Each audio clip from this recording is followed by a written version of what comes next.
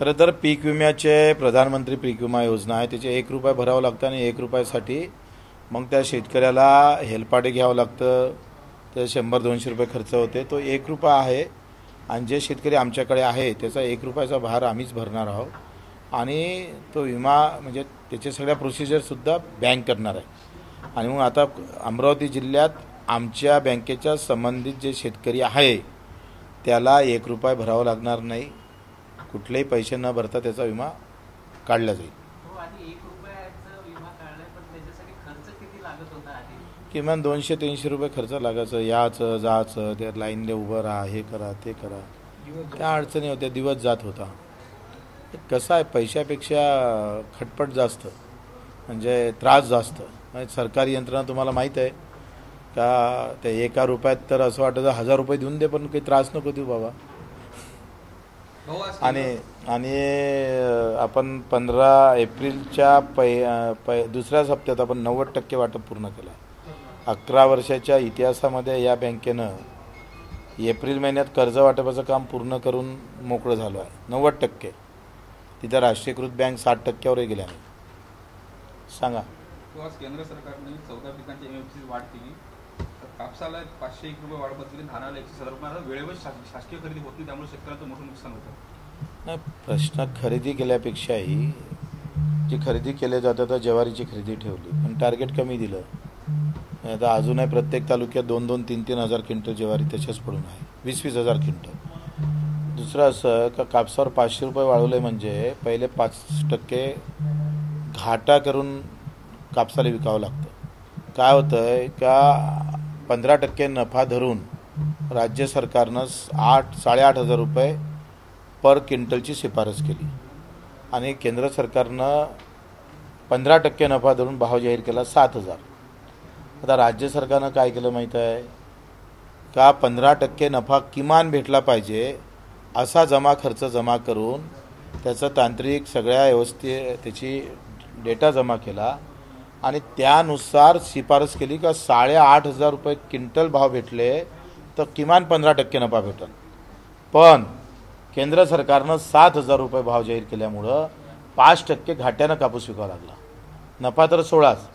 500 म्हणजे जखमीवर मलम लावणे नाही, ते जखम अधिक खरडवून टाकणं आहे. म्हणजे अशा प्रकारची टिंगलबाजी केंद्र सरकारनं करणं थांबवावं.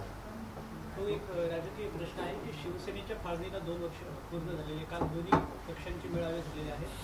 काय तुमची प्रतिक्रिया या सगळ्या? त्या 2 पक्षाचे मेळावे आहे, मला काय त्याचे संबंध. मी प्रहारचा पक्का आहे, मला शिवसेनेचं काय करायचं आहे. ते दोघांचे आहे असं होऊ नये कोणत्या पक्षाचं. उद्या माय पक्षाचं असं झालं तर मग काय करावं. असं कोणावर अशी प्रकारची आपत्ती येऊ नये. आता आली तर सगळ्यांना सांभाळून घेतलं ना, उद्धव साहेबांना घेतलं आणि शिंदे साहेबांना घेतलं. सगळेच आहे व्यवस्था. शिंदे साहेबाचे खासदार चांगले निवडून आले आणि उद्धव साहेबाचे आले, त्यांना बरं झालं जे काही झालं ते चांगलं झालं. उलट पण कमी झाले, मला वाटतं 18 होते, आता ते 17च आहे. एक खासदार कमी झाला. मी काँग्रेसवरही टीका करतो, ते दिसत नाही, तो तुमचा प्रॉब्लेम आहे. गेल्या 5 महिन्यामध्ये अमरावती जिल्ह्यात 143 आत्महत्या आहे. विभागामध्ये जर 12,400 एक्स्ट्रा शेतकरी आत्महत्या, तुम्ही काय सांगा. काय झालंय, आत्महत्या याला 3-4 कारणं फार महत्त्वाची आहेत. एक कारण आहे नैसर्गिक आपत्ती आणि दुसरं कारण आहे भावाचं, आणि त्याला अधिक 2 कारणं आहे, शैक्षणिक खर्च आणि आरोग्याचा खर्च. ह्या तीनही गोष्टीमध्ये हा सगळा ग्रामीण भागातला राहणारा शेतकरी सगळ्या जाती धर्मातला हा उभ्यानं कापला जातो. जसं पीक कापावं तसं शेतकऱ्याला कापण्याची व्यवस्था सरकारच्या धोरणामध्ये आहे. काँग्रेसने तेच केलं आणि भाजपा पण तेच करत आहे. काँग्रेसनं याच्यापेक्षा काही जास्त चांगलं केलं नाही. 2007चा स्वामीनाथन आयोग 4चा 2000 आतापर्यंत त्यांनी धूळखाट ठेवला. हे काँग्रेसचंच पाप आहे.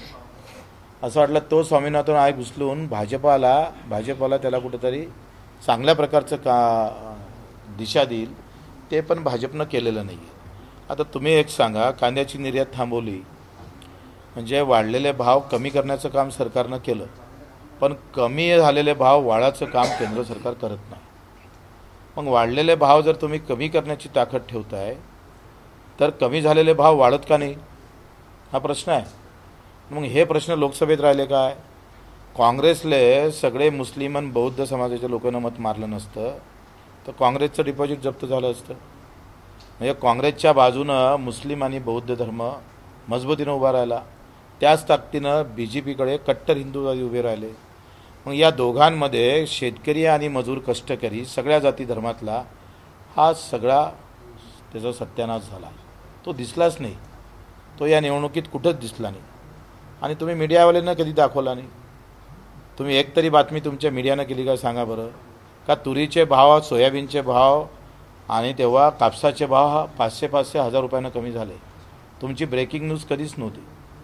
आणि मग हे सगळी व्यवस्थाच आपल्या विरोधात आहे असं शेतकऱ्याला भास व्हायला लागला. किमान तुम्हाला जरी अपेक्षा आहे का कॅमेरामॅनले उद्या 10,000 रुपये महिना वाढून भेटन भाव, तर त्याला थोडीशी खुशीनं जगतं, आधार राहतं त्याला. आता इथं आधार देण्याचं कामच नाही आहे. आणि म्हणून ही जी मतदानाची याच्यात शेतकऱ्याची तेवढीच चूक आहे. आम्ही मतं मारताना निळा, हिरवा, भगवा, पिवळा झेंडा पाहून मतं मारतोय. झेंड्याला महत्त्व आहे, अजेंड्याला काही महत्त्व राहिलं नाही. त्याचे परिणाम आपण दिवसेंदिवस अशाच मोठ्या प्रमाणात दिसत राहील. मला वाटतं ह्या निवडणुका जेव्हा मुद्द्यावर होईल, गरिबाच्या घरकुलाचा मुद्दा असेल, मजुराच्या मजुरीचा मुद्दा असेल. आजही तुम्ही सांगा, मजूर मेला. काल आमची इथं एक पान लागून म्हणजे साप चावून एक मजूर मृत्यू पावला. शेतकऱ्याला 2 लाख रुपये देतं, पण मजुराला काहीच भेटत नाही. मग ती योजना शेतकऱ्याला लागू केली, गावातल्या मजुराला केली नाही. गावात मजूर शेतकरी जास्त शेतीत जाते, त्याच्या दुर्घटना जास्त होते, पण त्याला ते भेटत नाही. हे दुर्भाग्यच आहे. अजूनही 3 महिने झाले संजय गांधी श्रावणबाळचा म्हाताऱ्यांचा पगार भेटला नाही. 3 महिन्यापासून बंद आहे. केंद्र सरकारनं 200 रुपये त्याच्या हिश्श्याचे 2 वर्षापासून दिले नाही. एकाही खासदारानं या बाबतीत या अधिवेशनात तरी कोणी बोललं नाही. हे दुर्दैव आहे. आम्हाला काय आहे, आम्ही जातीपाती धर्मावर बोललं तर आमचे स्वागत होते, आमच्यासाठी बँडबाजा आणल्या जाते. पण आम्ही कित्येक वर्षापासून या निवडणुकीत आम्ही सांगितलं का आम्ही धर्मजात म्हणून आम्हाला मतदान करू नका, शेतकरी म्हणून मजूर म्हणून मतदान केला.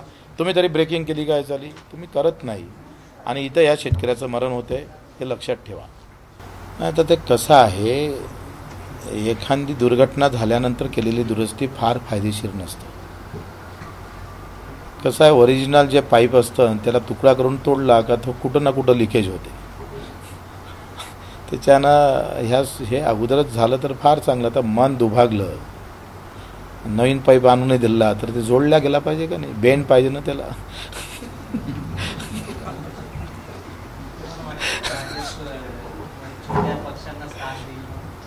मुश्किल आहे. पण आता झटके चांगले बसले, त्याच्यानं येऊ शकते.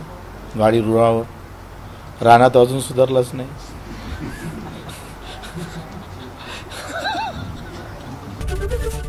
एबीपी माझा, उघडा डोळे बघा नीट.